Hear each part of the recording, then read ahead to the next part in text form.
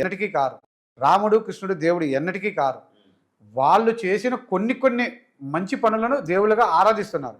అదే మాదిరిగా నా పాయింట్ ఆఫ్ వ్యూలో ఎన్టీఆర్ని దేవుడు అంటారు, రాజశేఖర రెడ్డి దేవుడు అంటే కూడా దేవుడు అంటారు.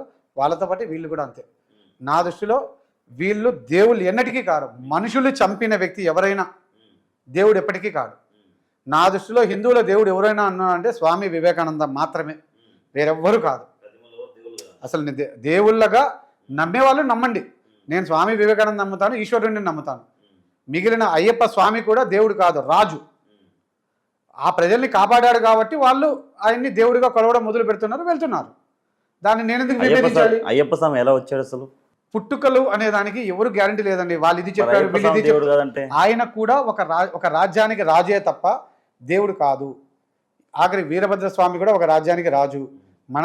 మనం చిన్నప్పటి నుంచి విన్న కథలు కానీ, బుక్కుల్లో కానీ, సినిమాల్లో కానీ, సీరియళ్ళలో వచ్చే ప్రకారంగా కానీ అంతే తప్ప ఎవరికి ఏ దేవుడి గురించి ఏమీ తెలియదు. ఒకరు చెప్పింది నమ్మడమే తప్ప. హిందూ ఉన్మాది అన్నారు కదా, మరి ఇప్పుడు మిమ్మల్ని అనవలసి వస్తాం ఈ మాట. మీరు ఇట్లా దేవుళ్ళు కాదంటుంటే వాళ్ళని.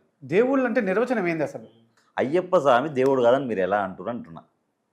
నేను డైరెక్ట్గా చెప్తున్నా కదా. అయ్యప్ప స్వామి కానీ ఇంకొకరు కానీ ఒకవేళ దేవుళ్ళే అయితే వాళ్ళు ఆ దేవస్థానం తరపున ఆ ముఖ్య ప్రజలకు ఏ విధమైన మంచి కార్యక్రమాలు చేశారో చెప్పండి.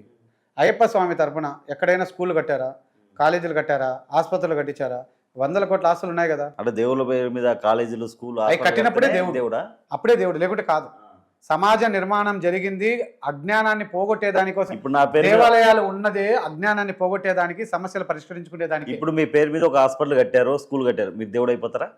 దేవుడిగా జనాలు భావించాలి, అప్పుడే వాళ్ళలో మానవత్వం ఉన్నట్టు. మరి ఈయన దేవుడుగా భావించారు కదా అందరూ. అయ్యప్ప అయినా కానీ, ఇప్పుడు ఇక్కడ ప్రజల్లో ఉన్నది అమాయకత్వం అంతే. ఇప్పుడు నా దృష్టిలో హిందువులలో దేవుడు అని అనుకున్నట్టయితే ఖచ్చితంగా సాయిబాబా, ఆయన పుట్టపర్తి సాయిబాబా అన్నాడు, ఆయన దేవుడు. ఆయన స్కూల్ కట్టించాడు. కట్టడంతో పాటు అన్ని ఉచితమే. అట్లా చేసిన వాళ్ళు దేవుళ్ళు అవుతారు. కానీ ఇప్పుడు మన కళ్ళ ముందు ఎంతమంది స్వామీజీలు ఉన్నారు. వాళ్ళు ఎవరు దేవుళ్ళు కాదు, వాళ్ళు ఎవరు స్వామీజీలు కూడా కాదు. వాళ్ళందరూ కమర్షియల్ కార్పొరేట్ స్వాములు. మరి ఇప్పుడు అఘోర్ని ఎలా చూడొచ్చు? దొంగే. వాళ్ళ గురించి మాట్లాడడమే దండగా. వాళ్ళు తీవ్రవాదులు.